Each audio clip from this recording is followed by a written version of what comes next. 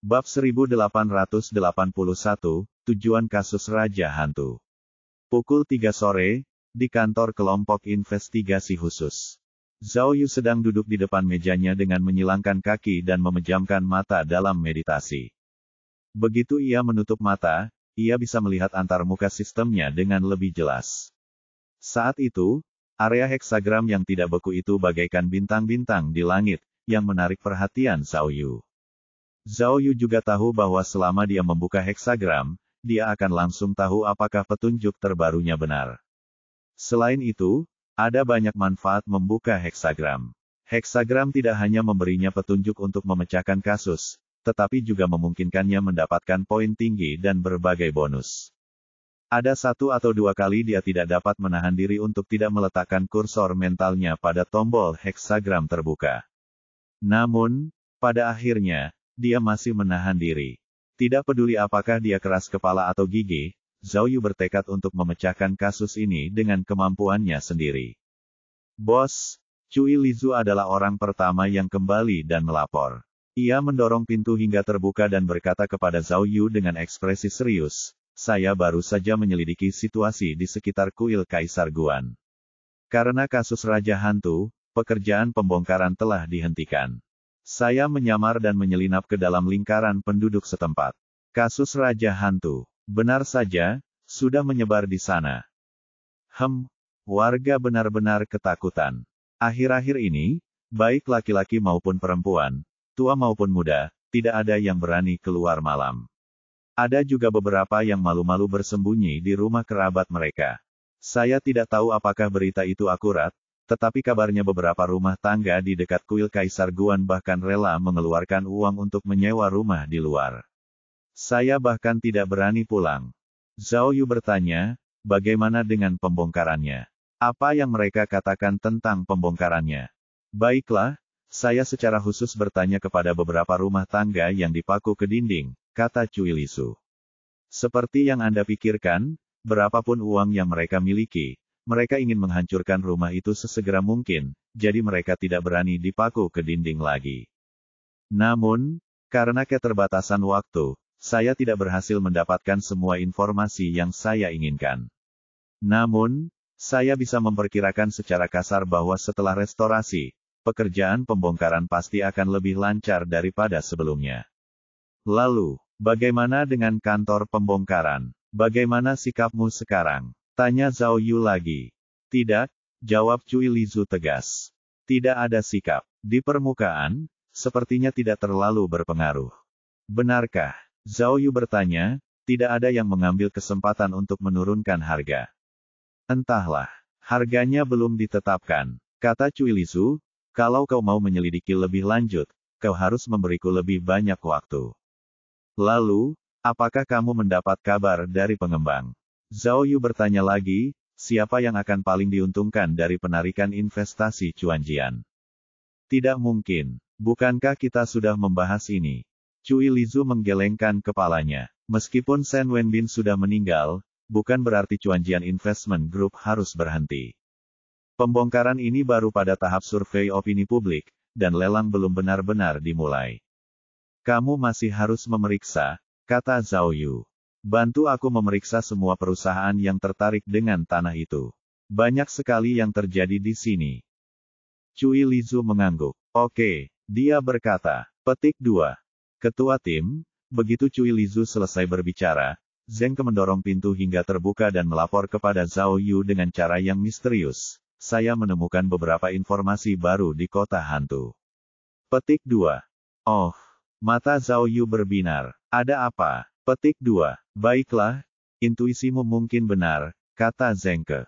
Aku curiga kota hantu itu mungkin terlibat dalam pencucian uang.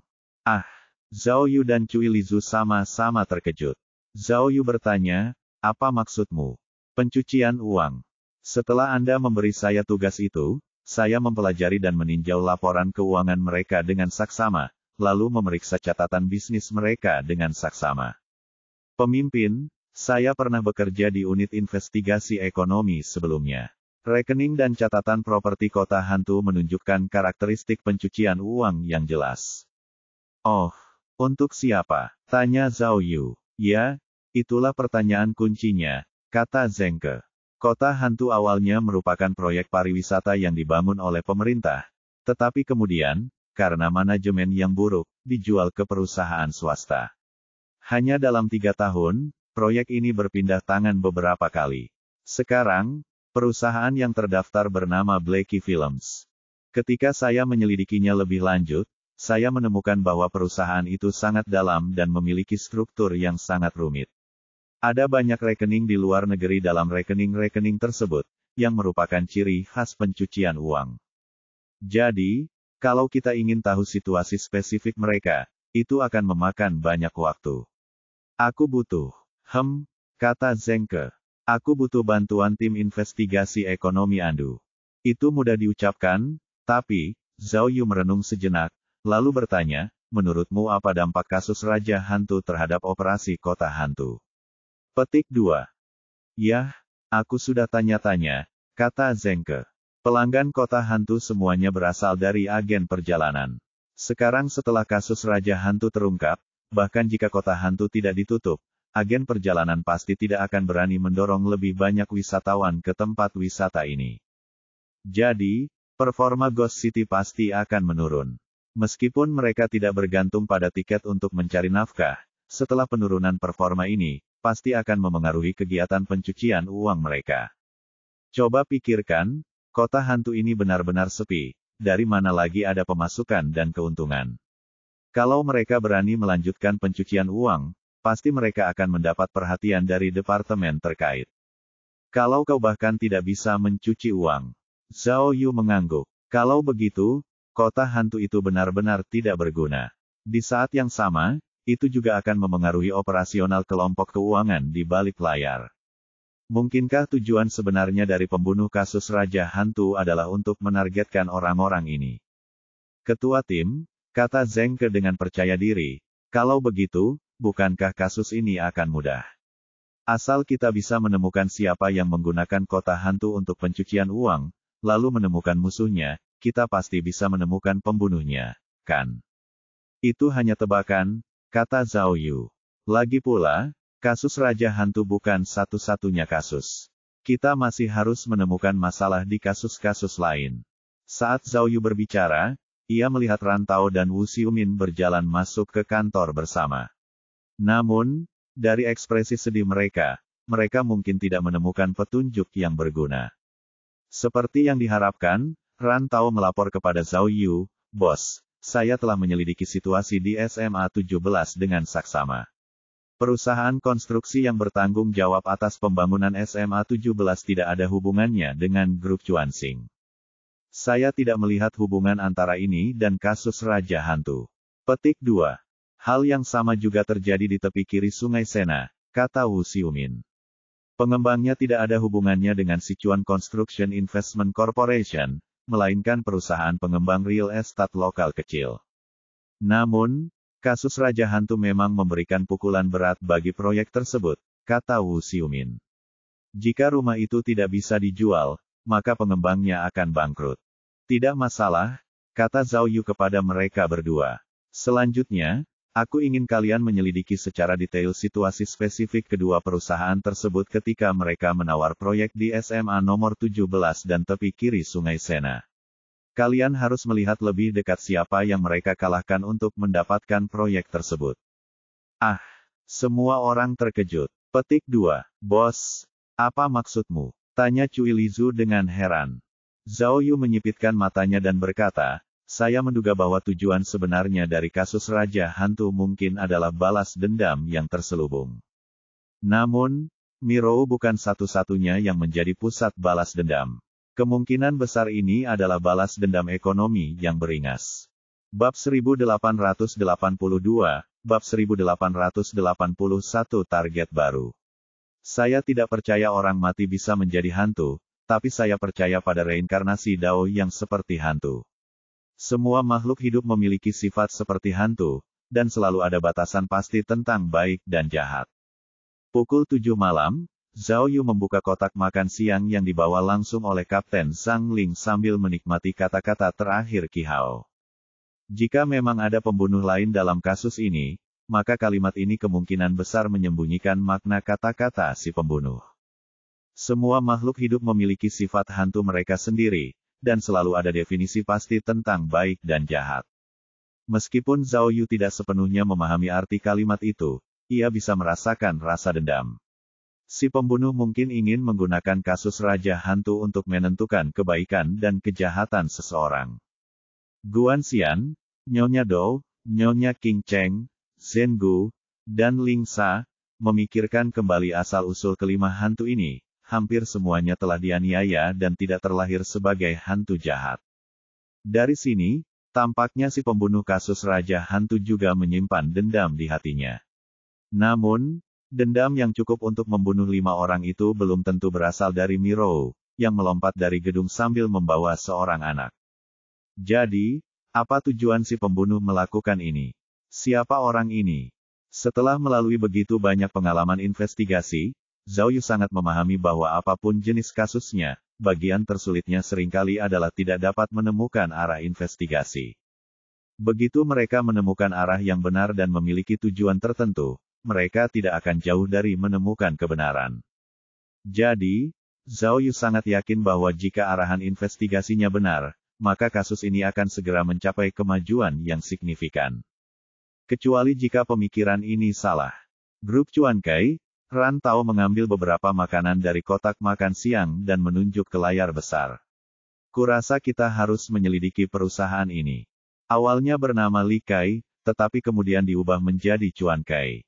Meskipun saya tidak menemukan informasi spesifik, alasan perubahan nama tersebut kemungkinan besar karena grup Chuan Xing. Chuan Xing, Chuan Kai, mereka terdengar seperti sedang berkompetisi. Saya sudah memeriksanya, kata Ran Tao. Di antara perusahaan pertama yang menawar SMA Jiansheng nomor 17, baik dari segi kekuatan maupun harga, grup Chuan Kai memiliki peluang tertinggi untuk memenangkan tawaran.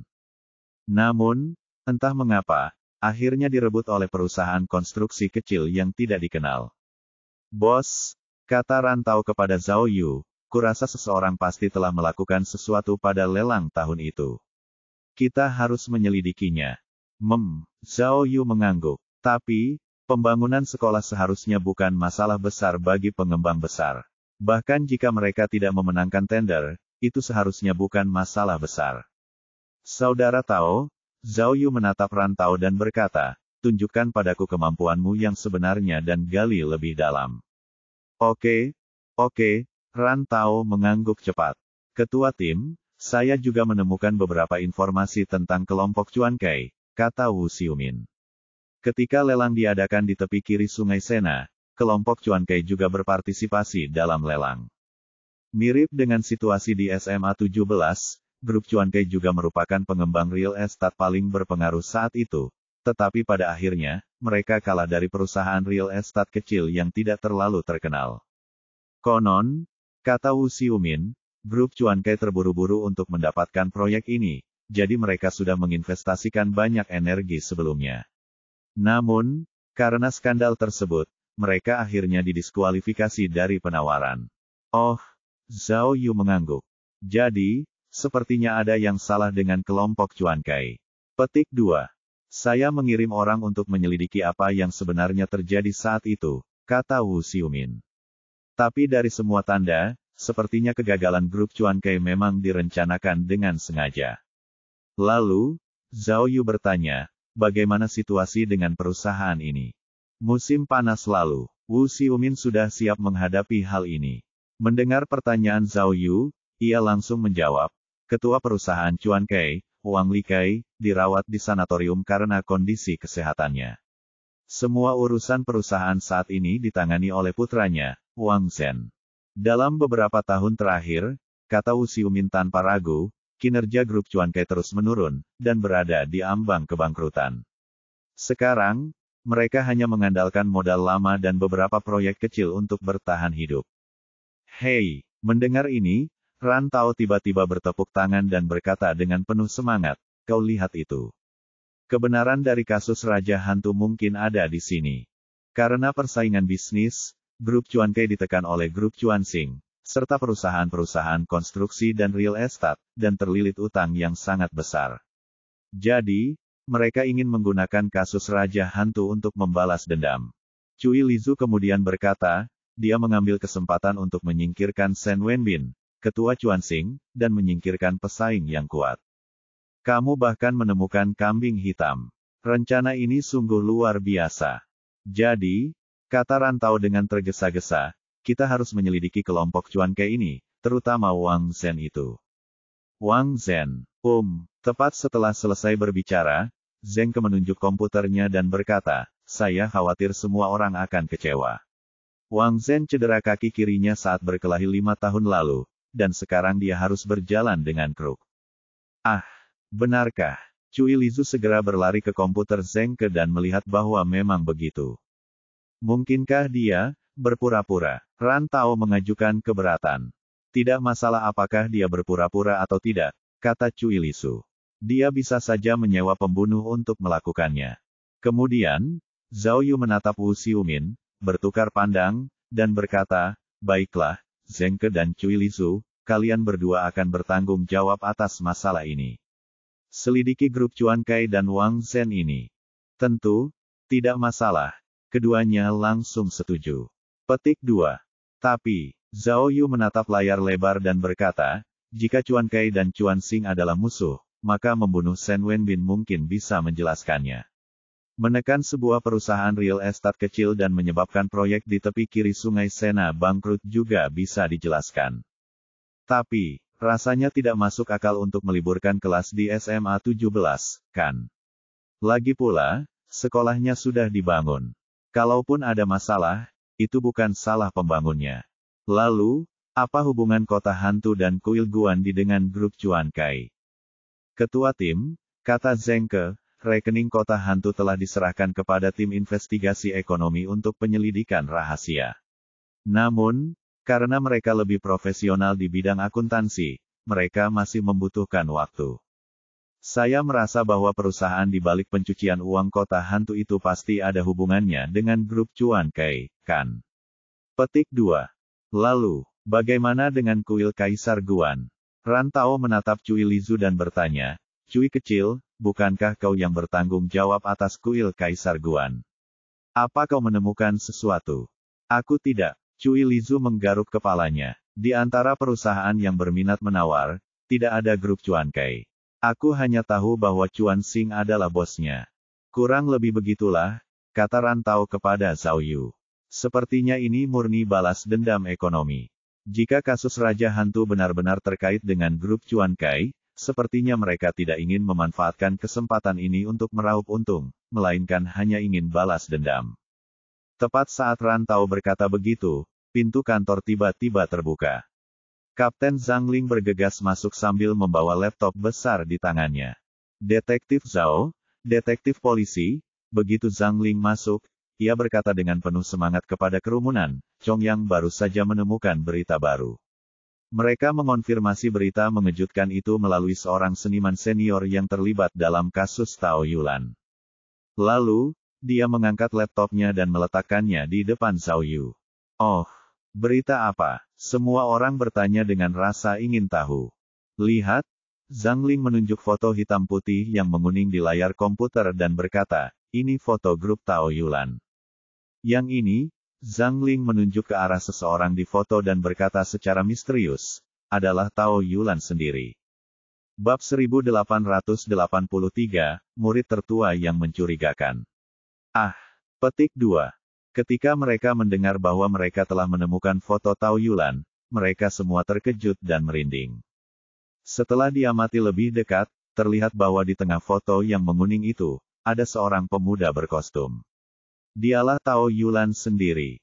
Sayangnya, wajah Tao Yulan tertutup riasan, jadi dia tidak bisa terlihat jelas. Tapi entah kenapa, ketika mereka melihat orang ini, mereka masih merasakan firasat aneh dan tidak menyenangkan. Mungkin karena dia adalah pembunuh Raja Hantu. Lihat, Zhang Ling menunjuk foto itu dan berkata, seniman tua yang kami temukan saat itu berusia 19 tahun. Dia sedang melakukan pekerjaan serabutan di rombongan. Dialah yang berdiri di belakang. Tahun ini, saya hampir berusia 90 tahun. Oh, Cui Lizu terkejut dan berkata dengan heran, akhirnya kami menemukan saksi. Kapten Zhang, apa yang dikatakan seniman tua ini? Kata Zhang Ling tanpa daya. Seniman tua itu mengatakan bahwa Tao Yulan ditangkap kurang dari setengah tahun setelah dia bergabung dengan rombongannya. Karena dia hanya seorang pekerja serabutan pada saat itu, dia tidak tahu banyak tentang Tao Yulan. Sial, Cui Lizu mengeluh. Kita sudah menggunakan keranjang bambu untuk mengambil air, dan sekarang. Tidak juga. Zhang Ling tiba-tiba menunjuk foto itu dan berkata, lihat, dua anak yang berdiri di samping Tao Yulan. Oh. Semua orang segera menoleh dan melihat Tao Yulan duduk di tengah foto, dan di sebelah kiri dan kanannya, berdiri dua anak kecil. Seniman tua itu berkata, Zhang Ling memperkenalkan, bahwa kedua anak ini bukan hanya murid Tao Yulan, tetapi juga anak angkatnya. Tahukah kamu? Zhang Ling menunjuk anak yang lebih pendek. Anak ini adalah kakek Qi Hao, Qi Sengrong. Petik 2. Mendengar ini, semua orang terkejut lagi, dan Zhao Yu bahkan merinding di sekujur lengannya. Itu benar-benar dia. Ran Tao juga terkejut. Jadi, Qi Hao benar-benar memiliki hubungan penting dengan Tao Yulan. Tanyanya. Petik 2. Lalu, Zhao Yu tiba-tiba menyadari sebuah masalah dan menunjuk ke anak lainnya, siapa anak tinggi ini? Dia murid tertua saya, jawab Zhang Ling, namanya Yang Qinchen. Oh, Zhao Yu menatap anak itu dengan saksama, dan ada perasaan aneh yang tak terlukiskan di hatinya.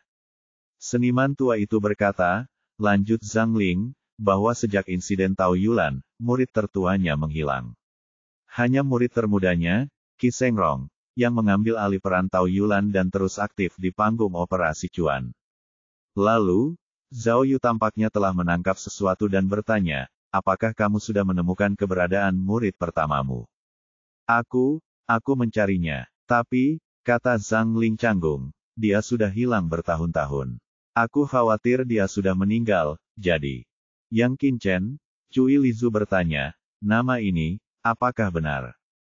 Tidak, dia tidak akan, jawab Zhang Ling. Ingatan seniman tua itu ternyata sangat bagus. Dia bilang dia tinggal sekamar dengan Yang Qinchen saat itu, dan mereka punya hubungan baik, jadi dia tidak mungkin lupa. Oh. Dia juga mengatakan bahwa karena pengaruh opera, Yang Qinchen terus mengatakan kepadanya bahwa dia adalah keturunan seorang jenderal keluarga Yang. Yang Qinchen ini juga punya bakat menyanyi yang istimewa dan sangat dicintai oleh Tao Yulan. Kalau saja dia tekun dulu, dia pasti sudah jadi artis sekarang. Lalu, Zhao Yu tiba-tiba memikirkan sebuah pertanyaan, saat itu, berapa umur Yang Qinchen dan Qi Sengrong? Zhang Ling berpikir sejenak dan menjawab, seniman tua itu mengatakan bahwa Qi Sengrong baru berusia sekitar 10 atau 11 tahun, dan dia masih anak-anak. Yang Qinchen berusia sekitar 16 tahun. Zhang Ling melanjutkan, seniman tua itu juga mengatakan bahwa kedua anak ini diadopsi oleh Tao Yulan sebelum pembebasan. Konon, ayah kedua anak itu seusia dengan Tao Yulan, tetapi sayangnya meninggal dalam perang. Wah, ada cerita legendaris seperti itu. Kalau begitu, Cui Lizu menelan ludah. Tao Yulan bukan orang jahat, kan? Apakah ada ketidakadilan lain dalam kasus Raja Hantu? Kurasa, kata Zheng Ke. Bukankah murid pertama ini lebih mencurigakan? Setelah dipikir-pikir lagi, jika Tao Yulan akan memberikan catatan Raja Hantu kepada muridnya, seharusnya ia memberikannya kepada murid tertuanya, yang lebih bijaksana, kan? Lalu, jadi seharusnya tidak ada di tangan Qi Hao. Jangan bilang padaku. Perkataan Zheng Ke langsung membawa semua orang ke dalam spekulasi tak terbatas. Tampaknya kemunculan murid tertuanya memang membawa perubahan besar pada kasus Raja Hantu. Maksudmu? Cui Lizu menatap Zheng Ke dan bertanya, pembunuh sebenarnya dari kasus Raja Hantu adalah keturunan dari murid pertama ini. Dia tahu masa lalu Qi Hao, jadi dia menemukan Qi Hao dan menjadikannya kambing hitam. Ini terlalu tidak bisa dipercaya, kan? Petik 2. Qi Sengrong saat itu baru berusia 10 tahun, dan dia masih anak-anak yang tidak peka, tebak Zheng Ke. Tao Yulan tidak akan pernah memberikan catatan Raja Hantu kepada anak kecil. Tunggu sebentar, Ran Tao tiba-tiba menepuk kepalanya dan berkata, bukankah kita akan menyelidiki kelompok Cuan Kai? Apa nama belakang kelompok Cuan Kai? Raja, jawab Wu Xiumin, ketua bernama Wang Likai, dan sekarang dipimpin oleh putra Wang Likai, Wang Zhen. Marganya Wang, Ran Tao menggelengkan kepalanya. Tapi, murid tertua Tao Yulan bermarga Yang, jadi tidak masuk akal, kan? Apa, semuanya? Kenapa kalian tiba-tiba menyebut grup Cuan Kai? Tanya Zhang Ling. Semua orang sedikit terkejut ketika mendengar pertanyaan Zhang Ling. Mereka menyadari bahwa Kapten Zhang Ling masih belum mengetahui perkembangan terbaru dalam kasus ini. Kapten Zhang, Zhao Yu sepertinya mendengar sesuatu dan bertanya dengan tergesa-gesa. Dari apa yang kau katakan, kau sangat akrab dengan kelompok Cuan Kai. Tentu saja, kata Zhang Ling. Awalnya bernama perusahaan konstruksi Likai. Kakak perempuan saya dulu adalah supervisor umum di sana. Oh, begitukah? Zhao Yu dan anggota tim saling memandang dan bertanya, lalu bisakah Anda menceritakan sejarah grup Cuan Kai? Sejarah. Perusahaan ini dulunya adalah perusahaan konstruksi terbaik di Andu. Kemudian, perusahaan ini ditingkatkan menjadi perusahaan real estate yang dikenal semua orang. Banteng. Apakah mereka lebih kuat dari grup Cuan Xing? Tanya Ran Tao. Bagaimana ya? Zhang Ling berkata, Cuan Xing adalah perusahaan terkemuka yang sudah lama berdiri, bahkan lebih awal dari grup Cuan Kai. Namun, setelah kebangkitan grup Cuan Kai, perusahaan ini pernah melampaui grup Cuan Xing dan sukses di Sichuan bagian barat. Kedua kelompok ini memiliki sejarah dendam.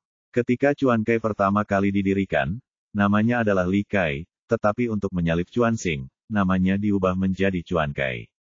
Setelah itu, dia mengambil banyak proyek Cuan Xing, yang membuat Cuan Xing sangat tidak senang. Lalu, apa yang terjadi setelah itu? Zhao Yu sepertinya melihat inti masalahnya, jadi dia segera bertanya. Setelah itu, Zhang Ling menjawab, Cuan Kai baru berjaya beberapa tahun, kan? Akhirnya, Cuan Xing menekannya. Pertama, mereka kehilangan banyak proyek, lalu krisis utang, dan sebagainya. Sekarang, mereka tidak bisa melakukannya lagi. Kudengar Wang Likai tidak bisa menerima kemunduran grup Cuan Kai dan hampir kehilangan nyawanya. Dia bahkan mengalami masalah mental dan dirawat di rumah sakit jiwa. Ah, rumah sakit jiwa. Bukankah itu panti jompo? Semua orang terkejut dan saling berpandangan. Apa? Zhang Ling terkejut dan segera mengklarifikasi. Maaf. Saya baru mendengarnya. Itu saja. Mungkin itu hanya rumor. Saya bisa memastikannya nanti. Jadi, kata Zhao Yu, kedua kelompok itu punya dendam yang mendalam. Baiklah, begitulah, kata Zhang Ling. Kakakku bilang kaki ketua Cuan Kai saat ini, Wang Zhen, juga dipatahkan oleh orang-orang Cuan Xing. Untuk ini, Departemen Kepolisian Kriminal kami juga menyelidiki secara khusus. Tapi, kasus itu ditangani oleh kantor cabang, jadi saya tidak terlalu yakin dengan detailnya. Bab 1884, Berita Terbaru. Pukul 11 keesokan harinya, kantor tim investigasi khusus kembali ramai dengan aktivitas, dan semua orang sibuk. Ketua tim, Zhang Ling adalah orang pertama yang melapor kepada Zhao Yu. Penyakit mental itu bukan rumor, Wang Likai benar-benar mengalami syok dan mengalami masalah mental yang serius. Namun, Wang Zhen tidak menempatkannya di sanatorium. Sebaliknya, ia merawatnya di rumah dan mempekerjakan banyak orang. Juga, lanjut Zhang Ling, saya menyelidiki insiden di mana Wang Zhen terluka.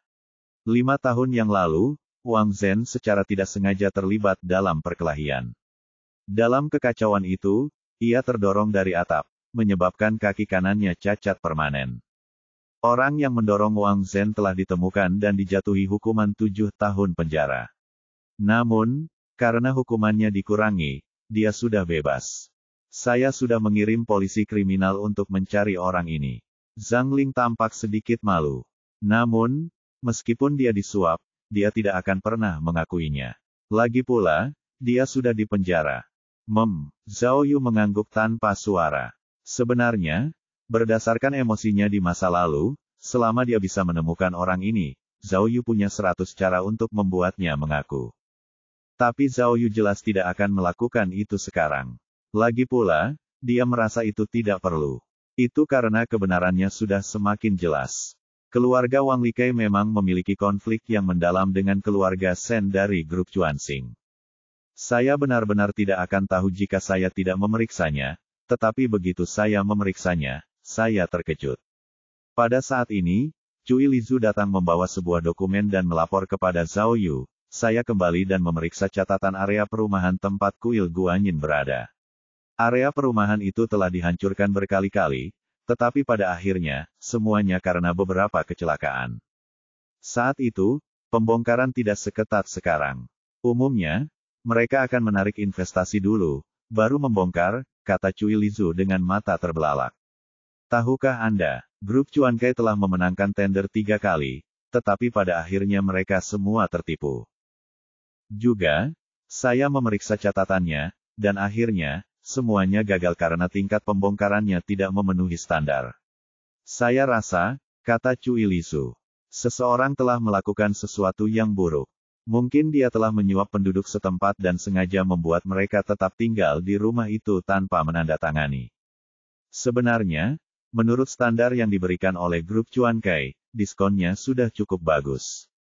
Hal yang sama juga terjadi di SMP kelas 17, kata Rantau. Bos, saya sudah melakukan investigasi mendalam sesuai ide Anda, dan saya benar-benar menemukan sesuatu.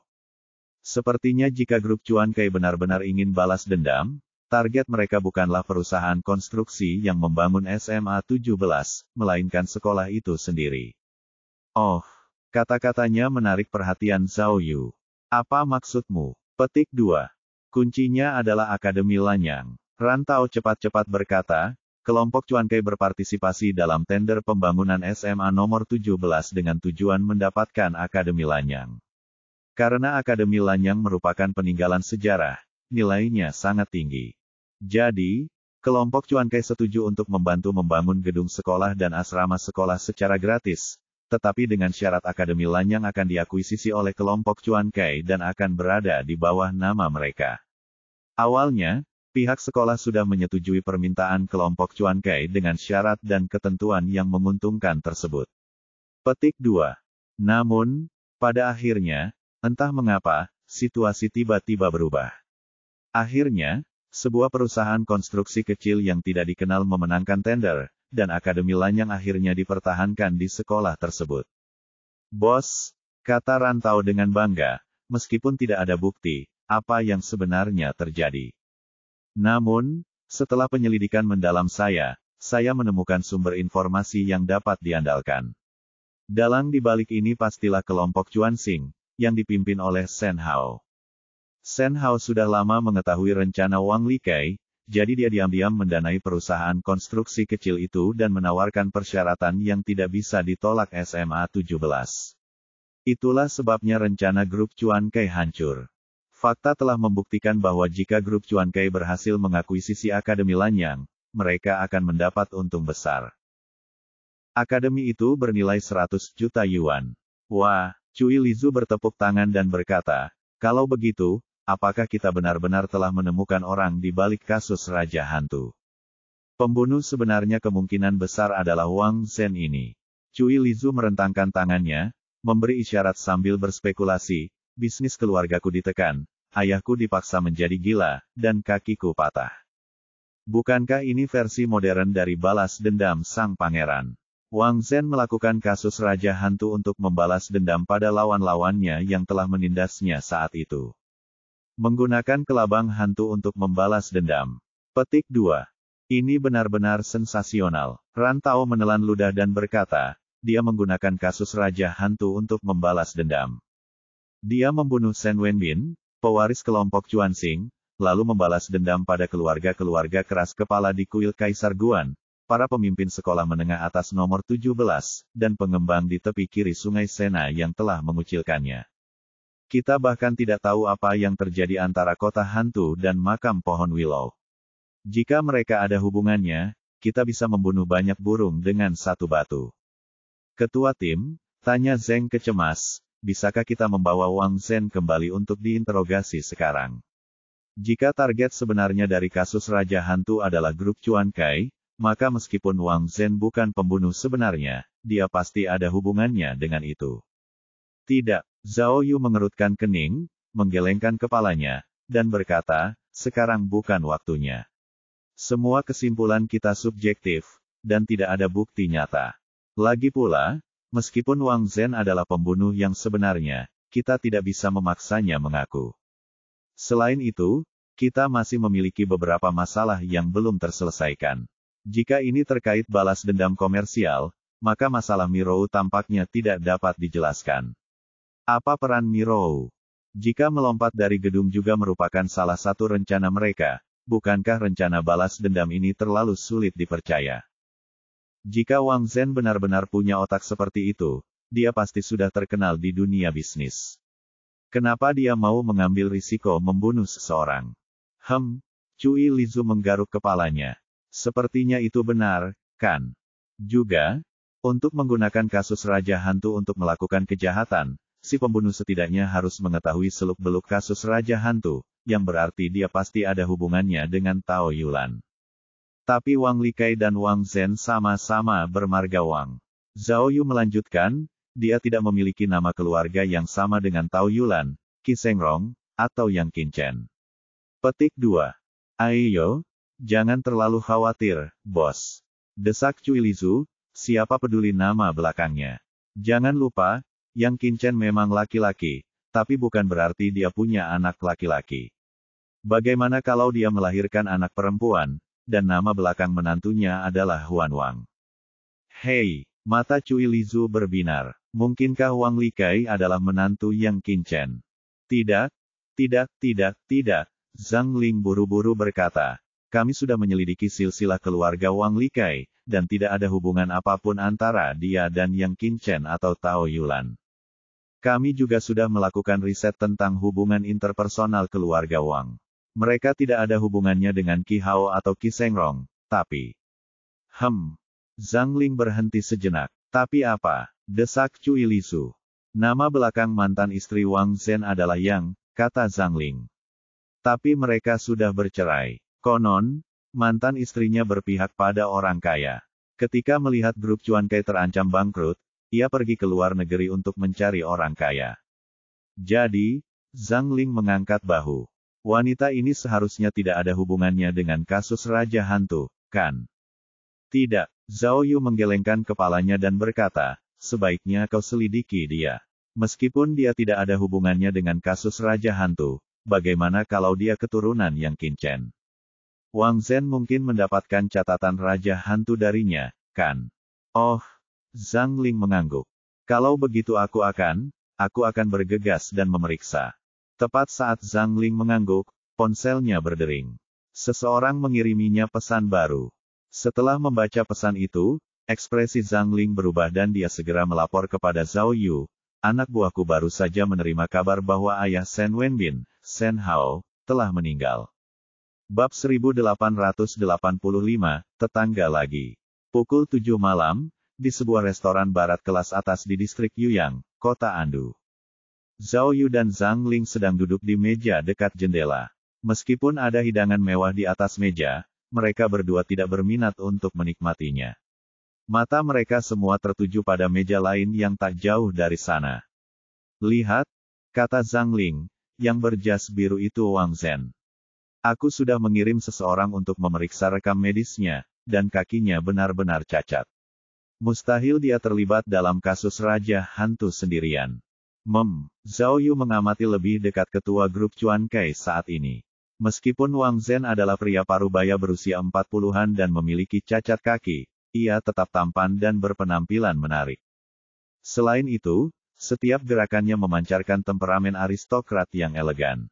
Sekali pandang saja, orang bisa tahu bahwa dia bukan orang biasa. Dua orang yang duduk di sampingnya, Zhang Ling memperkenalkan, adalah dua manajer Departemen Kredit Bank Sichuan Barat. Baru-baru ini, ada berita bahwa grup Cuan Kai akan melakukan putaran pembiayaan baru dan sedang bersiap untuk menawar beberapa bidang tanah di Andu.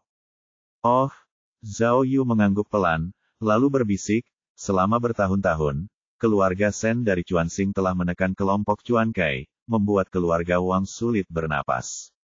Sekarang, Tidak ada lagi rintangan. Shen Wenbin telah terbunuh, dan bahkan pemimpin sekte, Shen Hao, telah meninggal karena sakit. Ini adalah kesempatan baik bagi Gunung Dongshan untuk bangkit kembali. Ya, Zhang Ling juga berbisik, dengan kematian Shen Hao, grup Chuanxing akan benar-benar kacau untuk sementara waktu. Jika Wang Zhen berhasil mendapatkan dana dan berhasil menawar tanah yang cocok, maka kebangkitan kelompok Chuan Kai hanya masalah waktu.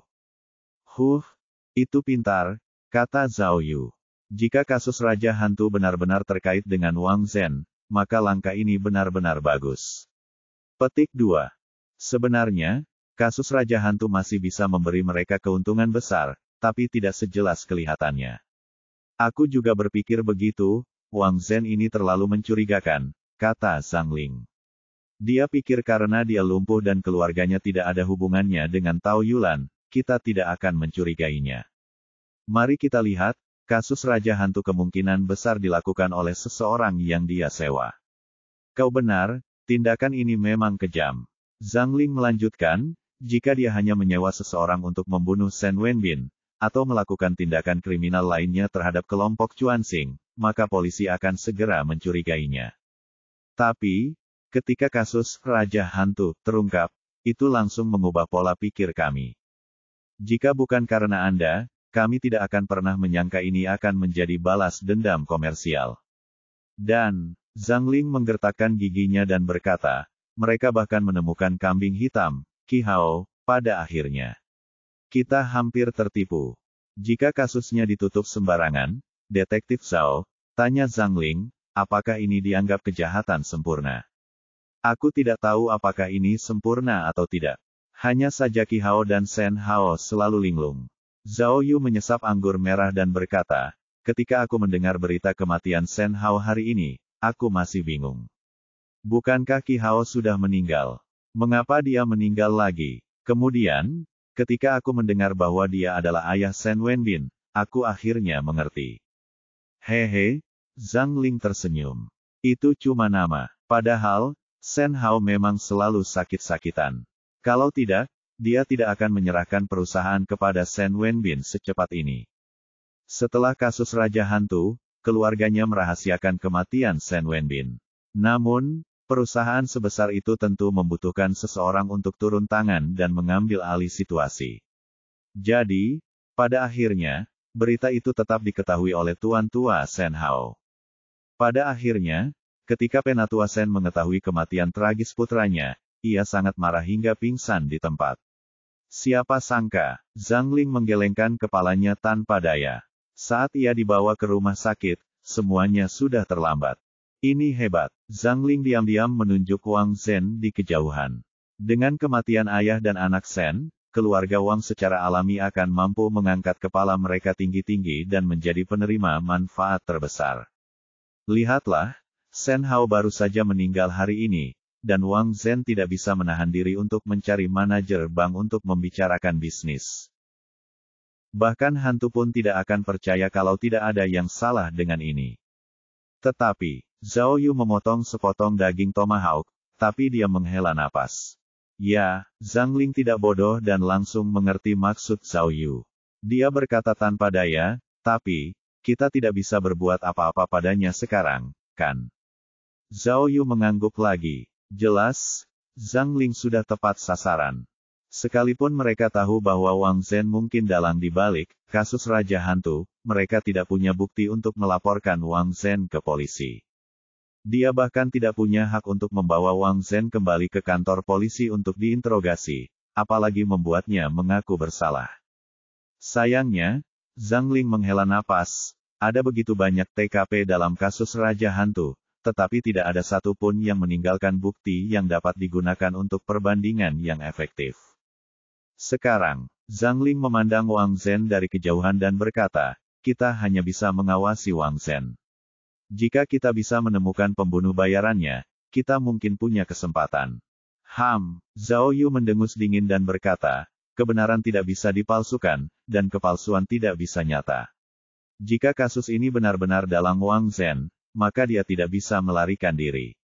Seperti kata pepatah, kalau tidak ingin orang lain tahu, jangan lakukan. Tidak ada kejahatan yang sempurna di dunia ini. Tapi apa? Zhang Ling bertanya dengan cemas. Tapi, aku masih tidak mengerti, kata Zhao Yu jujur. Jika Wang Zhen benar-benar pembunuh di balik kasus Raja Hantu, maka IQ-nya tidak rendah, kan? Petik 2. Tentu saja, Zhang Ling mengangguk. Saya sudah menjadi polisi kriminal selama bertahun-tahun, tapi saya belum pernah menangani kasus pembunuhan serumit ini dengan intelijen setinggi ini. Aneh sekali, pikir Zhao Yu. Jika Wang Zhen benar-benar sekuat itu, lalu selama bertahun-tahun, apakah grup Chuan Kai akan ditindas habis-habisan oleh Chuan Xing? Dengan kecerdasan dan kekejaman Wang Zhen, seharusnya dia sudah membunuh Chuan Xing sejak lama. Apa kau masih perlu menggunakan kasus Raja Hantu? Ini, Zhang Ling menggaruk kepalanya. Itu benar, mungkinkah? Dia berpikir cepat dan segera menemukan alasannya. Mungkinkah orang jujur itu terpojok? Orang baik tidak memimpin pasukan, dan orang benar tidak berbisnis. Mungkinkah Wang Zhen hanya ingin berbisnis dengan jujur, tetapi pada akhirnya, kakinya sendiri patah, dan ayahnya menjadi gila. Itulah mengapa saya memutuskan untuk berjuang sekuat tenaga, itulah mengapa. Didi. Tepat saat dia mengatakan ini, telepon tiba-tiba berdering di meja. Zhao Yu dan Zhang Ling memeriksa telepon bersama-sama dan menyadari bahwa itu adalah telepon Zhang Ling. Halo? Agar tidak menarik perhatian Wang Zhen, Zhang Ling mengangkat telepon tanpa melihat layarnya. Ada apa? Tanyanya lembut. Pada akhirnya, ekspresi Zhang Ling berubah ketika dia mendengar isi panggilan itu. Dia sudah lama mendengarkan, lalu menutup telepon dan melapor ke Zhao Yu dengan ekspresi terkejut. Detektif Zhao, orang-orangku baru saja mengetahui bahwa Wang Zhen, sambil berbicara, dia melirik Wang Zhen di kejauhan, lalu merendahkan suaranya dan berbisik kepada Zhao Yu, beberapa hal tentang mantan istri Wang Zhen. Nama mantan istrinya adalah Yang Zimei. Kami sudah memeriksa kartu keluarga, dan tidak ada Yang Qin Chen di keluarganya. Oh, Zhao Yu mengangguk, tetapi tampak bingung. Jadi, meskipun nama keluarganya Yang, dia seharusnya tidak memiliki hubungan apapun dengan Tao Yulan. Tidak, justru sebaliknya, Zhang Ling tiba-tiba berkata dengan gugup, kami menemukan bahwa Yang Zimei dulunya adalah seorang prajurit, dan dia adalah seorang prajurit informasi seperti Qi Hao. Apa? Zhao Yu bingung, apa maksudmu? Wanita, prajurit informasi. Itu bukan apa-apa, lanjut Zhang Ling, apakah kamu tahu di mana rumah lamanya? Di mana? Saat itu, Zhao Yu menyadari betapa seriusnya masalah ini. Dia punya jawaban di benaknya, tetapi dia tidak mengatakannya dengan lantang. Itu di makam pohon willow. Mata Zhang Ling melebar karena terkejut. Dia tetangga Qi Hao. Petik 2. Bab 1886, Bab 1885 Tembus Pandang. Jangan khawatirkan hal lain. Di dalam mobil polisi yang melaju kencang, Zhang Ling memerintahkan salah satu bawahannya melalui telepon, awasi saja Wang Zhen. Hati-hati jangan sampai dia tahu. Ingat, orang ini tersangka penting. Kau harus mengawasinya dengan ketat. Kalau dia lolos, jangan salahkan aku karena bersikap tidak sopan. Setelah menutup telepon, Zhang Ling buru-buru melihat keluar mobil, lalu berkata kepada Zhao Yu, Detektif Zhao, sepertinya perceraian mereka palsu. Menurut penyelidikan, mantan istri Wang Zhen, Yang Zimei, tidak memiliki catatan meninggalkan negara itu setelah perceraiannya. Saya pikir, pasti ada sesuatu yang mencurigakan. Zhao Yu tidak mengatakan apa-apa, tapi dia setuju dengan Zhang Ling. Mantan istri Wang Zhen sangat mencurigakan. Pertama, marganya Yang. Kedua, dia pernah menjadi tentara informasi. Ketiga, dia tinggal di makam pohon willow. Dan ketiga, dia seorang wanita. Keempat, dia memiliki hubungan dekat dengan Wang Zhen. Meskipun mereka sudah bercerai, dia adalah salah satu penerima manfaat terbesar dari kasus Raja Hantu. Mungkin perceraian itu hanya kedok, kata Zhang Ling. Perceraian itu bisa mengalihkan perhatian kita. Menurutku, kasus ini mungkin dilakukan oleh mereka berdua. Tentara Intel, Zhao Yu juga melihat keluar jendela. Saat ini, mereka sedang bergegas menuju makam pohon willow. Ada apa dengan tentara intel? Kami masih menyelidiki, Zhang Ling menjawab dengan cepat. Dari unit militer tempat mereka bertugas, Yang Zimei dan Qi Hao seharusnya berada di unit militer yang sama. Petik 2. Mereka bukan hanya tetangga, tapi juga satu unit, kata Zhao Yu. Hubungan mereka berdua pasti tidak biasa, kan? Satu-satunya perbedaannya adalah, lanjut Zhang Ling, Qi Hao pensiun dari Angkatan Darat lebih awal karena sakit parah, sementara Yang Zimei dipromosikan menjadi perwira dan bahkan belajar di Badan Intelijen. Tapi, entah kenapa, dia tidak melanjutkan bekerja. Malah, dia menikah dengan Wang Zhen dan menjadi wanita kaya. Maksudmu? Tanya Zhao Yu. Dia punya kemampuan untuk melakukan kasus Raja Hantu. Itu sangat mungkin. Meskipun dia perempuan, karena dia pernah bertugas di militer, seharusnya tidak ada masalah, kan? Zhang Ling menganalisis, intinya, dia sangat dekat dengan Qi Hao dan tahu segalanya tentangnya. Dia tahu Qi Hao orang rumahan, jadi. Zhao Yu mengangguk. Motif, kemampuan, dan kondisi, ketiganya cocok. Lagi pula, meskipun kaki Wang Zhen lumpuh, lanjut Zhang Ling, bukan berarti dia tidak bisa berbuat apa-apa, kan? Dia juga bisa membantu Yang Zimei. Dan, Zhao Yu melanjutkan, masalah dengan catatan Raja Hantu telah terpecahkan. Catatan itu ditinggalkan oleh kakek Qi Hao, tetapi karena mereka dekat, Qi Hao menunjukkannya kepada Yang Zimei. Itulah sebabnya Yang Zimei berpikir untuk menggunakan kasus Raja Hantu untuk membunuh orang. Benar sekali, Zhang Ling menepuk pahanya. Detektif Zhao, bisakah kita menangkapnya sekarang? Tidak, Zhao Yu melambaikan tangannya dan berkata, ayo kita ke rumah Yang Zimei dulu dan lihat apa yang terjadi. Kasus Raja Hantu itu ditangani dengan sangat sempurna, jadi si pembunuh pasti sudah siap mental. Ayo, temui dia dulu dan lihat siapa dia. Petik 2. Saat ini, mobil polisi yang ditumpangi Zhao Yu dan Miao Ying sudah melewati pusat pemandian Chuan Mei dan memasuki gang makam pohon Willow. Ada penyidik kriminal lain yang bergegas dari kantor polisi, termasuk Rantao dan timnya. Didi. Sebelum keluar dari mobil, telepon Zhang Ling berdering lagi. Setelah mengambilnya, mata Zhang Ling melebar tak percaya. Ia segera melapor kepada Zhao Yu. Detektif Zhao terlalu aneh sekali. Tahukah kau, rumah lama Yang Zimei dulunya memiliki 5 rumah 1 lantai, tetapi 2 di antaranya disewakan. Ya Tuhan, mulut Zhao Yu terbuka lebar. Kau tidak bermaksud mengatakan bahwa kedua kamar itu disewakan kepada Miro, kan? Benar sekali. Zhang Ling mengangguk penuh semangat. Ya Tuhan, kita benar-benar melewatkan petunjuk penting seperti itu. Siapa sangka, Tuan Tanah. Ternyata Tuan Tanah. Berderit. Sebelum Zhang Ling sempat menyelesaikan kalimatnya, mobil sudah berhenti di pintu masuk sebuah gang. Mereka berdua segera keluar dari mobil. Kalau dipikir-pikir, mereka memang pernah ke sini sebelumnya. Rumah sewa Miro berjarak sekitar 10 meter dari gang kecil itu.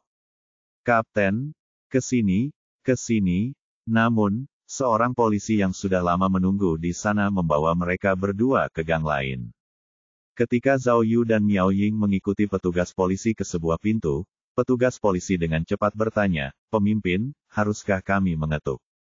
Tidak, perintah Zhao Yu tegas, kalian semua, keluarkan senjata kalian. Nanti, saat kami masuk, kalian semua berteriak sekeras-kerasnya. Aku akan mengetuk gunung dan menakuti harimau, agar pihak lain tidak bisa bereaksi tepat waktu. Ya, para petugas polisi menerima perintah itu dan mengeluarkan pistol mereka. Zhao Yu tahu bahwa kasus Raja Hantu ditangani dengan sempurna. Bahkan jika mereka menangkap tersangka, mereka mungkin tidak bisa membuatnya mengaku. Namun, sekuat apapun ketahanan mental seorang penjahat, tetap ada kalanya ia lemah. Karena itu, ia ingin memanfaatkan kesempatan itu untuk mengintimidasi tersangka. Jika tersangka benar-benar pembunuh Raja Hantu, ia mungkin akan membocorkan diri karena panik. Suara mendesing. Para petugas polisi bersenjata lengkap menyadari pentingnya masalah ini dan segera mengepung rumah tersangka. Petugas polisi yang memimpin memeriksa kunci pintu dan mengangguk kepada yang lain. Pada saat yang sama, dua petugas polisi berlari ke arah Zhao Yu dan Zhang Ling sambil membawa dua rompi anti peluru, memberi isyarat agar mereka mengenakannya. Namun, mereka berdua tahu bahwa mereka hanya menggertak dan tidak benar-benar memakainya. Tak lama kemudian, dua petugas polisi berlari keluar dari kerumunan sambil memegang palu. Mereka bekerja sama memukul pintu besi rumah tersangka dengan palu tersebut. Hanya dengan satu suara, pintu besi itu pun pecah. Bang! Setelah mendengar suara keras itu, lebih dari selusin polisi bersenjata menyerbu ke halaman rumah tersangka dan kemudian menyerbu ke setiap ruangan di halaman tersebut. Krak! Krak! Saat Zhang Ling dan Zhao Yu menunggu di luar, kecanduan merokok Zhang Ling muncul. Ia mengeluarkan sebatang rokok dan menyalakannya dengan korek api. Namun, sebelum menyalakan korek api, dia tiba-tiba teringat bahwa Zhao Yu tidak suka merokok, jadi dia menyimpannya.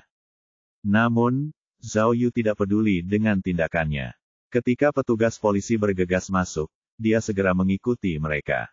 Zhao Yu, tentu saja, ingin melihat bagaimana reaksi tersangka setelah melihat begitu banyak petugas polisi. Hei, hei, hei. Namun, Zhang Ling terkejut. Ia segera meniup rokok di mulutnya dan mengikuti Zhao Yu masuk. Akhirnya, sesuatu yang tak terduga terjadi.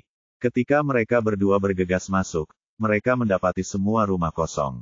Tidak ada seorang pun di rumah. Cek-cek, Zhao Yu masuk ke ruang utama.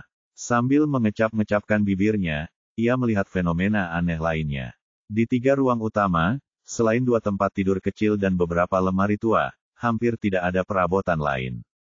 Yang paling aneh lagi, ruangan itu dipenuhi bau lembab bubuk pati, seolah-olah baru saja diperbaiki. Karena penasaran, Zhao Yu berjalan ke dinding ruang dalam dan menyekanya dengan tangannya.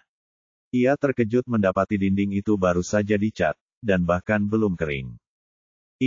Zhao Yu mengelap dinding beberapa kali, dan sesuatu yang lebih menakjubkan terjadi. Di bawah cat, ada beberapa kata hitam samar. Cepat, reaksi Zhang Ling tidak lambat. Ia langsung memberi isyarat kepada bawahannya, cepat, ambil handuk basah dan lap dinding. Cepat. Petugas polisi menerima perintah dan segera pergi menyiapkan handuk basah.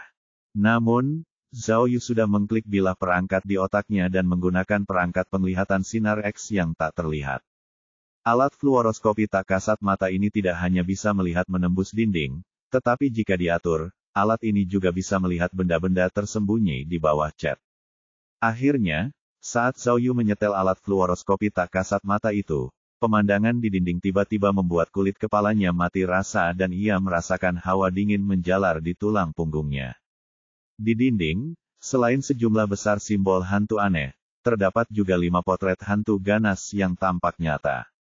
Di bagian bawah tanda tangan, terdapat sebaris kata-kata yang tegas dan kuat, ditulis dalam aksara resmi.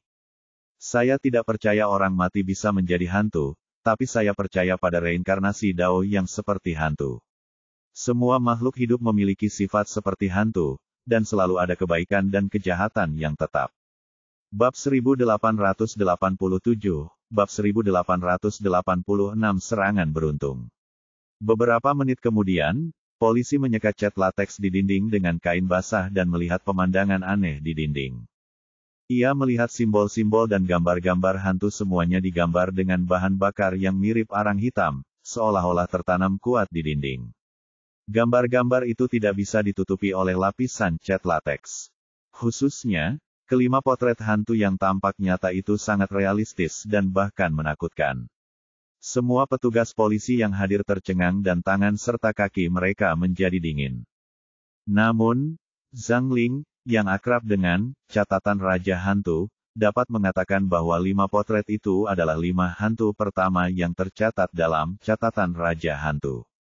66 tahun yang lalu, setelah Tao Yulan membunuh seseorang, dia mendandani mayatnya seperti kelima hantu ini. Bagaimana ini bisa terjadi? Petik 2. Menatap dinding yang menyeramkan itu, Zhang Ling bergidik dan tertegun. Tepat pada saat itu, Zhao Yu sudah tiba di kamar tidur lain. Dinding kamar tidur itu hanya berjarak 1 dinding dari kamar sewaan Mirou. Ia segera melihat ada juga tanda-tanda baru yang dilukis di dinding. Melalui penglihatan sinar X yang tak terlihat, ia dapat melihat dengan jelas bahwa 5 roh jahat lainnya dari catatan Raja Hantu juga tergambar di dinding. Guan Xian, Nyonya Dou, Nyonya Qing Cheng, Zhen Gu, dan Ling Sa. Dalam kasus Raja Hantu yang baru, para korban didandani seperti kelima hantu jahat ini. Ya, ke-10 hantu jahat itu semuanya ada di sini. Setelah keterkejutan awal, Zhao Yu menyadari bahwa dia telah menemukan petunjuk yang tepat. Jika tidak ada kecelakaan, pemilik kamar itu adalah pembunuh sebenarnya dari Raja Hantu Rekod. Karena rumah itu milik mantan istri Wang Zhen, Yang Zimei, pembunuhnya pasti wanita ini. Kemudian, Zhao Yu mengamati ruangan itu dengan saksama dan menemukan lebih banyak petunjuk. Ia melihat bahwa bagian bawah dinding belum dicat, yang tampaknya belum memadai. Di sudut dinding, terdapat kuas lukis, beberapa ember kosong, dan berbagai macam peralatan melukis. Dari tingkat kelembapan catnya, terlihat bahwa cat di dinding ini masih baru, dan seharusnya belum lama dicat.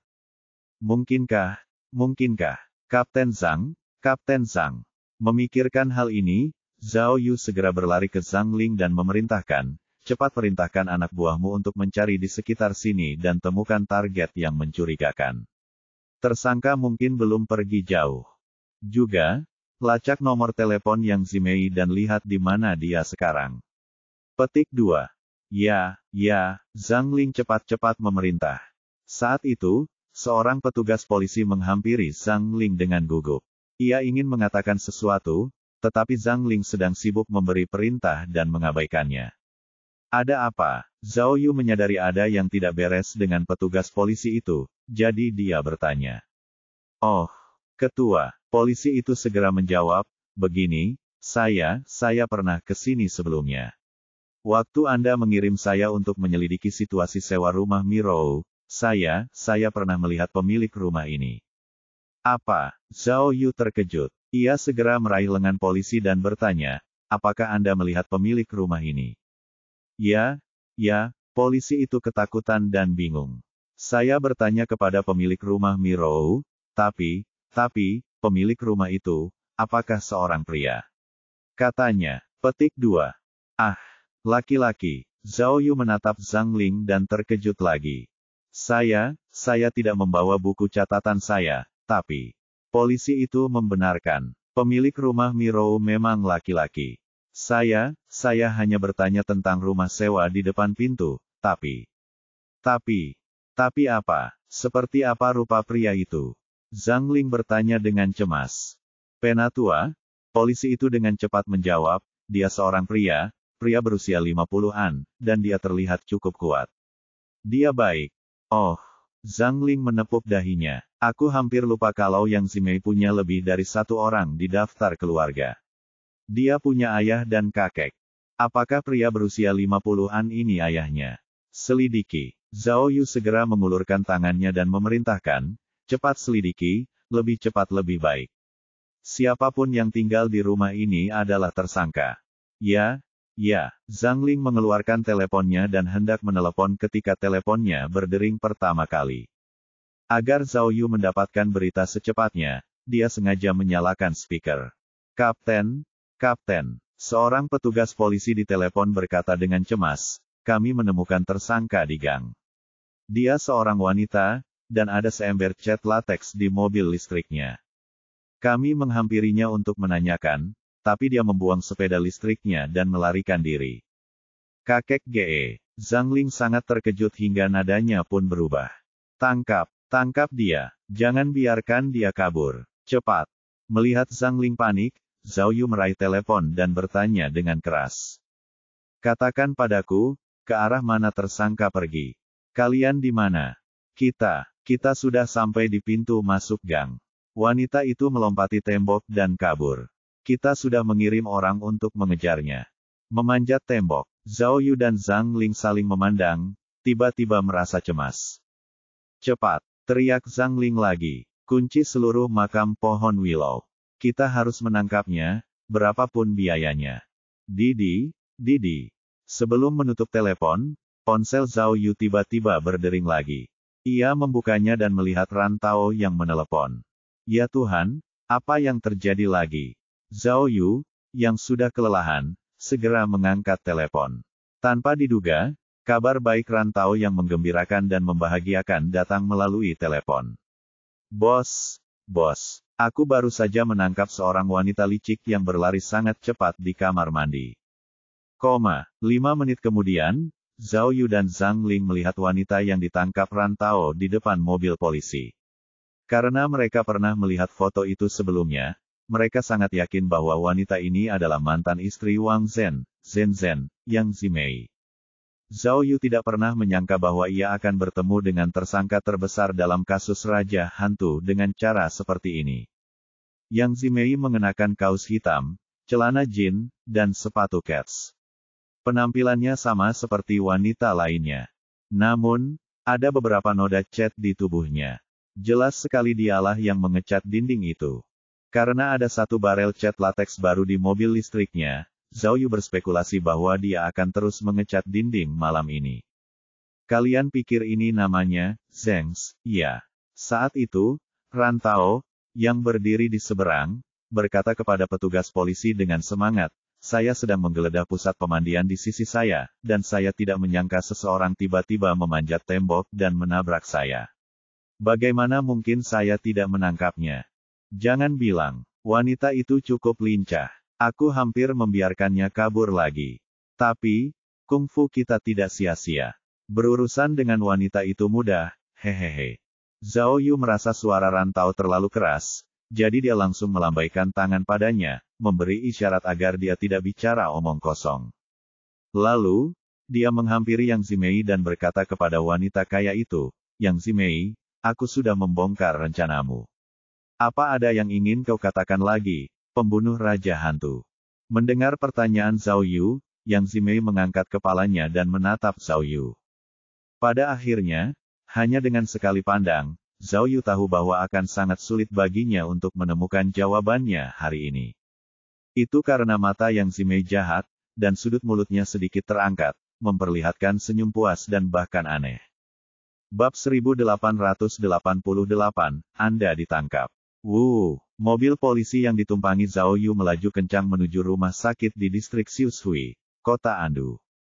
15 menit yang lalu, polisi telah mengetahui bahwa pemilik rumah dengan potret Raja Hantu itu bukanlah mantan istri Wang Zhen, Yang Zimei, melainkan ayah Yang Zimei, Yang Jian-en. Menurut informasi, Yang Jian-en berusia 55 tahun ini. Di masa mudanya, ia juga seorang aktor di grup Sichuan. Ia berada di grup yang sama dengan kakek Qi Hao, Qi Shengrong. Jadi, Zhao Yu curiga bahwa Yang Jian-en bisa jadi kaki tangan Yang Zimei. Kasus Raja Hantu itu mungkin bukan hanya dilakukan oleh Yang Zimei, melainkan oleh ayah dan anak perempuannya. Detektif Zhao, Kapten Zhang Ling, yang berada di mobil yang sama dengannya, masih panik.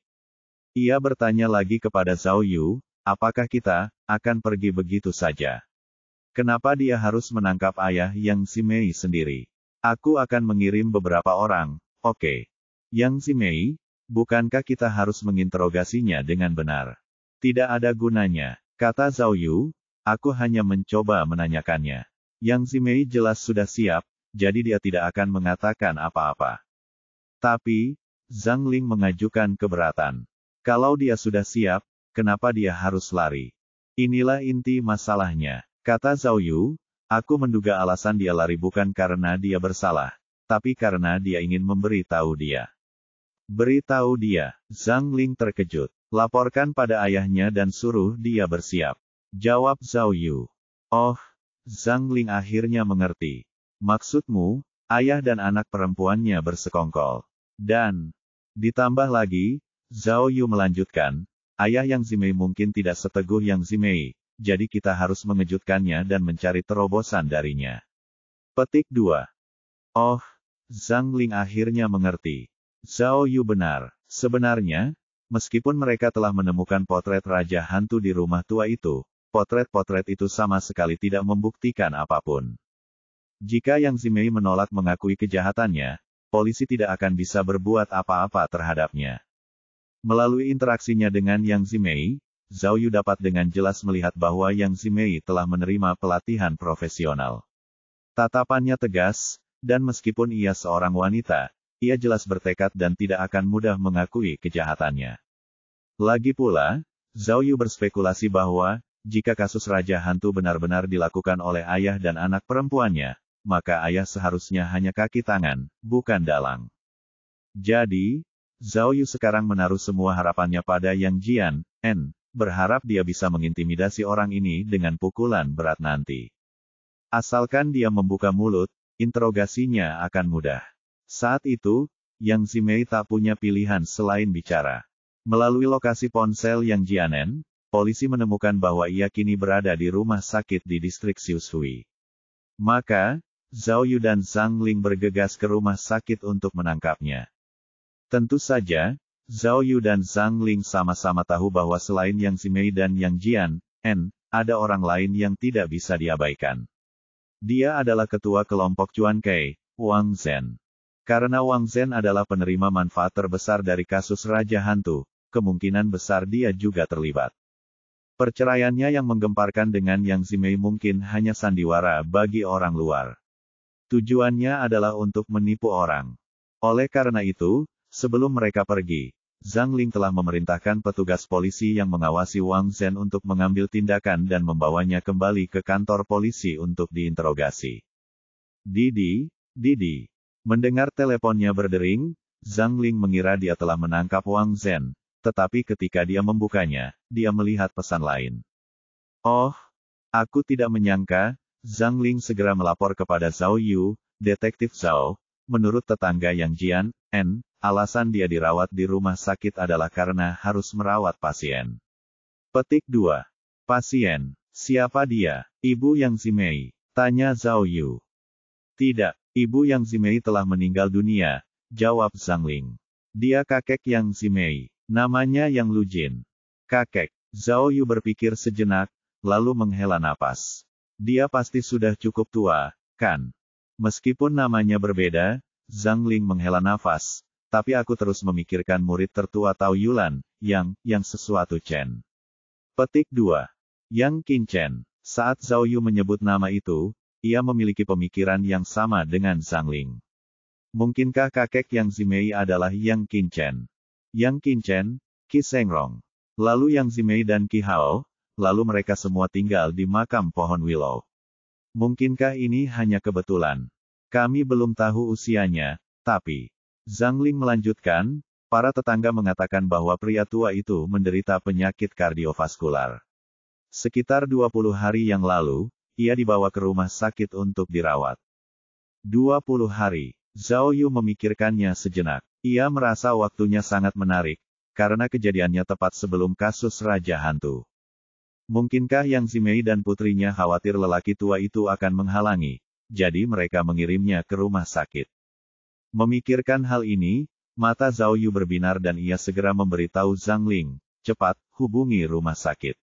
Saya ingin tahu segalanya tentang rawat inap orang tua itu.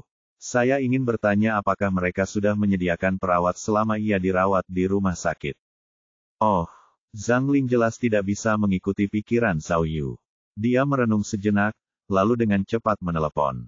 Petik 2. 5 menit kemudian, mobil polisi berhenti di depan rumah sakit. Zhao Yu, Zhang Ling, dan banyak petugas polisi lainnya keluar dari mobil dan berlari cepat ke arah bangsal Yang Jian. Saat mereka berjalan, Zhao Yu menatap Zhang Ling dan bertanya, apakah kau mengerti apa yang baru saja kukatakan? Nanti, kau harus mengikuti rencanaku. Aku mengerti. Zhang Ling mengangguk penuh semangat. Itu kejam, tidak, langkah yang brilian. Jangan khawatir, aku tahu apa yang harus dilakukan. Setelah memastikan, mereka segera berlari dan tiba di bangsal di lantai 3. Pada saat itu, salah satu petugas polisi ingin mengeluarkan senjatanya, tetapi dihentikan oleh Zhao Yu. Lalu, Zhao Yu dengan lembut mendorong pintu hingga terbuka dan memasuki bangsal. Itu bukan kamar tunggal. Ketiga tempat tidurnya ditempati oleh pasien, dan di samping tempat tidur tersebut terdapat anggota keluarga pasien. Zhao Yu sudah menerima pesan dari Yang Jian, Begitu masuk, ia melihat seorang pria terbaring di sisi luar ranjang samping. Dialah target yang ingin ditangkapnya. Pria itu tampak lelah dan tertidur dengan mata tertutup. Zhao Yu melihat ke tempat tidur lagi dan melihat seorang pria tua berambut putih dan berjanggut putih terbaring di sana. Jelas sekali itu adalah kakek Yang Zimei, Yang Lujin. Pak tua itu sudah tidur, tapi tidurnya tidak nyenyak. Tubuhnya terus gemetar. Zhao Yu menarik napas dalam-dalam, lalu berjalan ke sisi Yang Jian En dan menepuknya. Bus. Akibatnya, Yang Jian En langsung duduk tegak, matanya terbelalak dan terengah-engah, seolah-olah dia ketakutan. Ketika mereka melihat Zhao Yu, mereka terkejut dan bingung. Zhao Yu menyuruhnya diam, lalu menunjuk ke pintu dan berkata, "Keluarlah bersamaku. Ada yang ingin kubicarakan denganmu." Yang Jian En tertegun sekali lagi, dan butiran keringat besar sudah muncul di kedua sisi pipinya. Zhao Yu tidak memperdulikannya, tapi berbalik dan meninggalkan bangsal. Yang Jian En terengah-engah, tetapi dengan patuh turun dari tempat tidur dan mengikuti Zhao Yu keluar bangsal. Akibatnya, saat dia keluar dari bangsal, petugas polisi langsung mengerumuninya dan menekannya ke dinding. Kalian, ini, Yang Jian En semakin ketakutan, dan seluruh tubuhnya gemetar. "Bicara, siapa namamu?" Zhang Ling mendekatkan bibirnya ke telinganya dan bertanya. Yang Jian En dengan kooperatif menyebutkan namanya.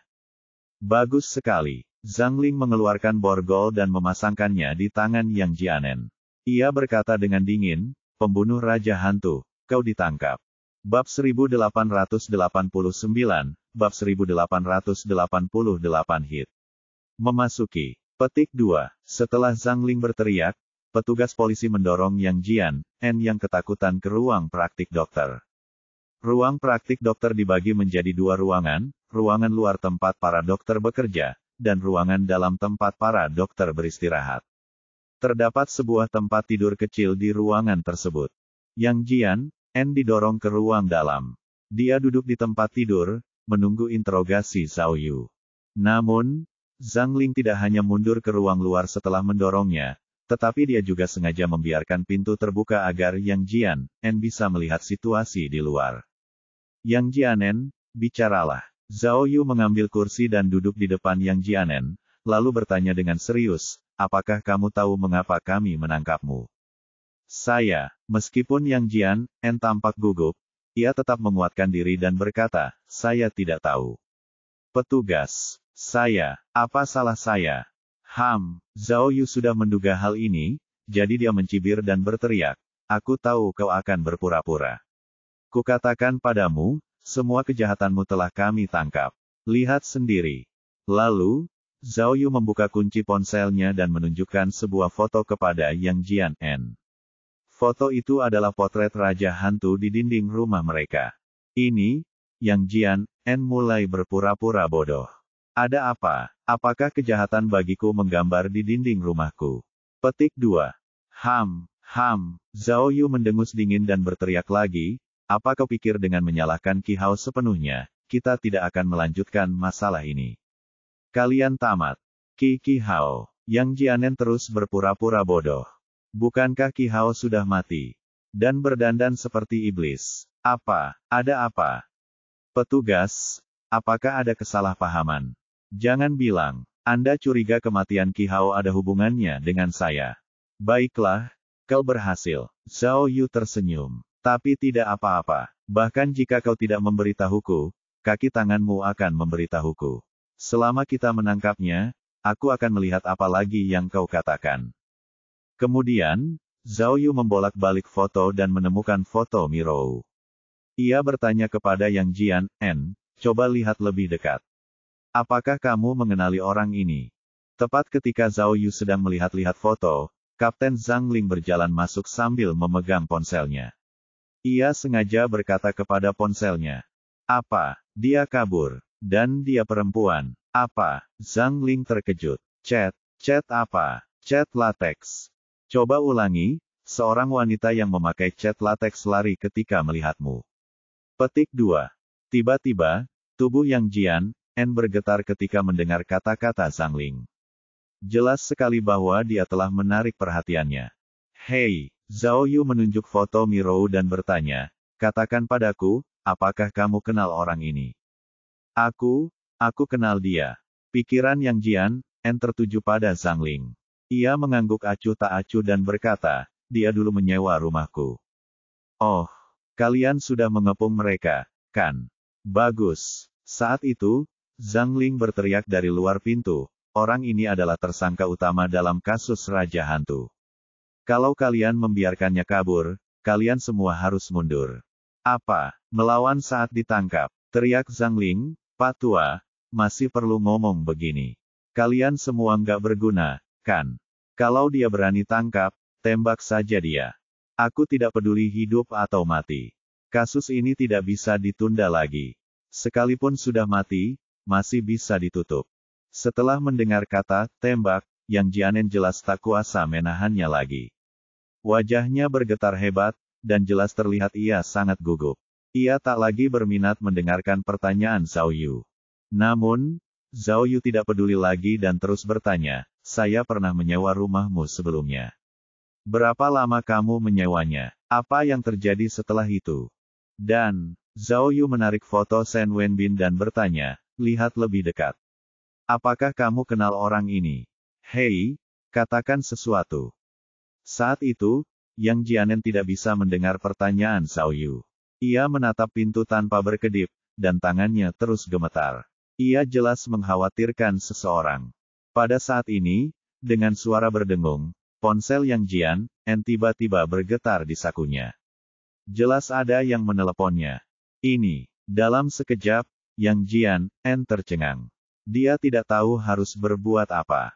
Zhao Yu berpura-pura terkejut, lalu cepat-cepat menunjuk Yang Jianen dan berteriak, cepat.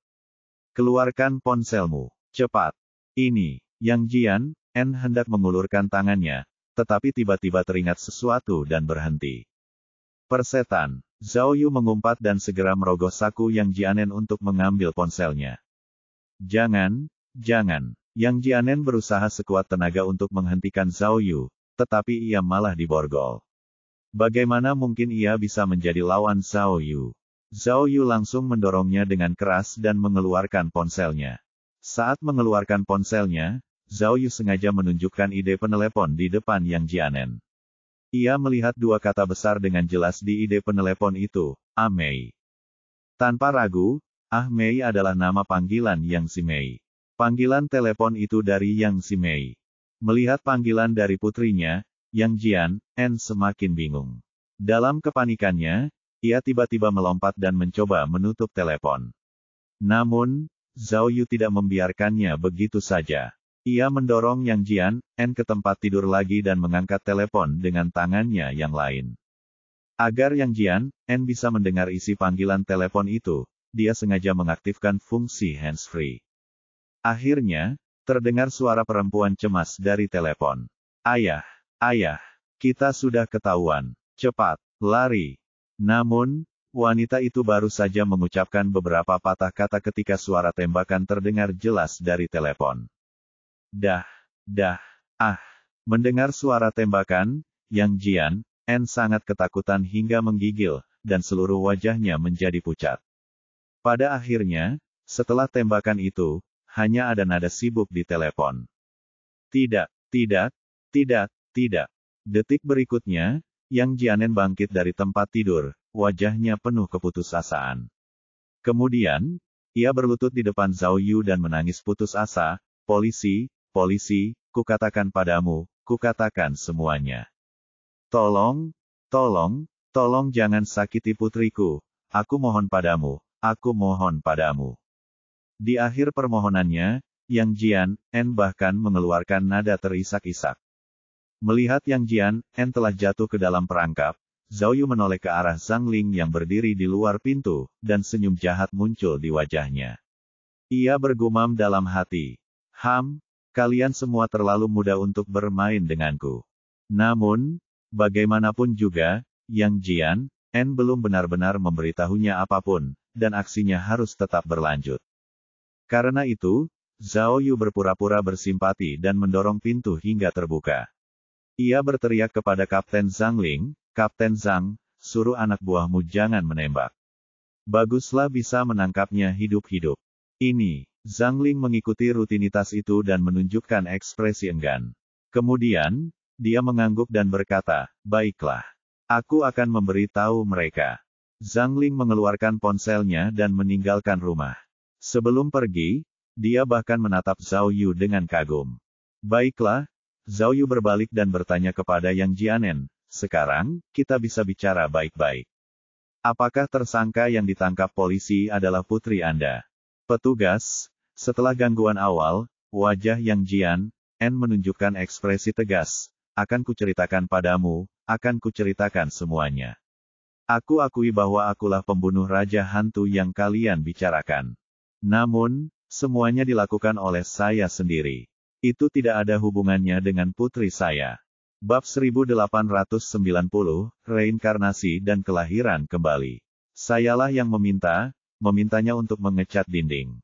Yang Jianen berkata dengan tegas, "Putriku, tidak tahu apa-apa." Petik 2. Oh, Zhao Yu mengangguk sedikit, tetapi hatinya jernih. Kasus ini tidak mungkin ada hubungannya dengan Yang Zimei. Namun, Zhao Yu punya banyak pengalaman. Sekarang Yang Jianen akhirnya buka mulut, wajar saja kalau dia harus membiarkannya melanjutkan. "Jelaskan saja seluruh kasusnya dengan jelas," Zhao Yu mengingatkannya. "Jika ini tidak ada hubungannya dengan putrimu, kami tidak akan mempersulitnya." Petik 2. Lalu, Yang Jianen bertanya dengan cemas, "Bisakah kau memberitahuku bagaimana keadaan putriku sekarang?" Baru saja, aku mendengar suara tembakan. Seperti yang kau lihat," Zhao Yu menunjuk ke pintu, "kami sudah memberitahu polisi setempat. Putrimu akan baik-baik saja. Aku akan bercerita tentang putrimu nanti." "Tidak, kalau kau tidak yakin putriku aman, aku tidak akan bicara sepatah kata pun bahkan jika aku mati. Kau tidak akan pernah tahu yang sebenarnya." "Dasar bajingan." Zhao Yu mengumpat dengan marah dan mengangkat tinjunya, ingin memukul seseorang.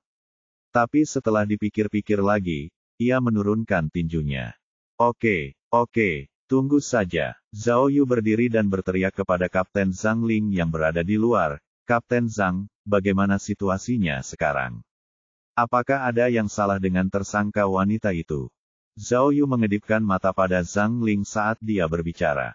Zhang Ling langsung mengerti maksud Zhao Yu dan segera menjawab, "Oh, ada surat. Kami sudah menangkapnya hidup-hidup. Aku baik-baik saja. Bagaimana?" Zhao Yu berbalik dan berkata kepada Yang Jianen, "Kau dengar itu? Apa kau sudah menyerah sekarang?" "Tidak." Namun, Yang Jianen tidak puas. Ia langsung bertanya kepada Zhao Yu, "Aku ingin memastikan dia baik-baik saja." "Anda." Petik 2. Zhao Yu hendak mengumpat, tetapi ia punya ide. Ia segera mengeluarkan ponselnya dan menunjukkan kepada Yang Zimei sebuah foto yang diambil saat ia ditangkap. Petik 2. Begitu melihat putrinya ditangkap, Yang Jianen tiba-tiba merasa campur aduk dan emosinya campur aduk. Di satu sisi, ia senang nyawa putrinya tidak terancam, di sisi lain, ia khawatir putrinya ditangkap polisi. Wus! Zhao Yu hanya meliriknya sekilas, lalu segera menyimpan ponselnya dan memelototi Yang Jianen. Oke, kali ini, Yang Jianen akhirnya merasa lega. Ia menenangkan diri dan berkata kepada Zhao Yu, "Baiklah, aku akan memberitahumu. Aku akan menceritakan semuanya. Sebenarnya, semuanya berawal ketika wanita bernama Miro itu pindah ke rumah sewaanku. Awalnya, tentu saja aku tahu dia berkecimpung di industri seperti itu, jadi aku tidak menganggapnya serius. Tapi, nanti, Yang Jianen merenung beberapa detik, lalu menundukkan kepalanya dan berkata, "Nanti, aku pernah pergi ke rumahnya untuk menagih sewa, tapi dia bilang terus terang kalau dia tidak punya uang, tapi dia bisa membayar sewa dengan tubuhnya. Saya adalah seorang bujangan tua, sulit bagi saya untuk menahan godaan seperti itu, jadi saya berhubungan seks dengannya. Awalnya, kami hanya berhubungan seks, tapi, Yang Jianen tiba-tiba tersipu dan berkata dengan malu, 'Aku tidak tahu apa yang terjadi, tapi aku berpindah dari tubuh ke jiwa, dan kemudian aku secara bertahap memiliki perasaan. Perasaan seperti itu bukan seperti yang kalian bayangkan, aku tahu dia perempuan di industri seperti itu, tapi kenyamanan yang dia berikan padaku jelas bukan hanya fisik. Saat kami bersama, kami tak banyak bicara, tapi hati kami terhubung. Saat berbicara, Yang Jian tergila-gila. Aku sangat terpesona padanya. Sayang sekali cinta kita begitu singkat. Tak lama kemudian, aku kehilangan kontak dengannya. Aku tak bisa menemukannya apapun yang terjadi. Dia tidak memintaku mengembalikan rumah itu, dan aku tidak menyewakannya lagi. Sampai 9 bulan kemudian, Yang Jianen menelan ludah dan berkata dengan sedih, dia benar-benar melompat dari atap gedung Tianding. Di pelukannya, dia menggendong bayi yang bahkan belum berusia sebulan.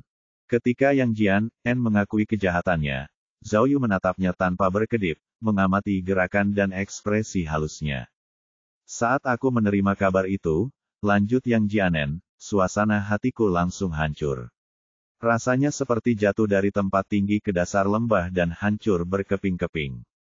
Aku tahu hidup Mirou berantakan, tapi aku sungguh tidak menyangka dia akan mengakhiri hidupnya dengan gegabah. Dan ada anak-anak. Beberapa tetes air mata tanpa sengaja jatuh dari sudut mata Yang Jian. Suaranya bergetar saat ia melanjutkan, aku benar-benar ingin tahu apa yang terjadi padanya selama 9 bulan ia menghilang. Siapa anaknya? Petik 2. Kematiannya, mungkinkah seseorang telah membunuhnya? Dia benar-benar tidak terlihat seperti wanita yang akan melompat dari gedung.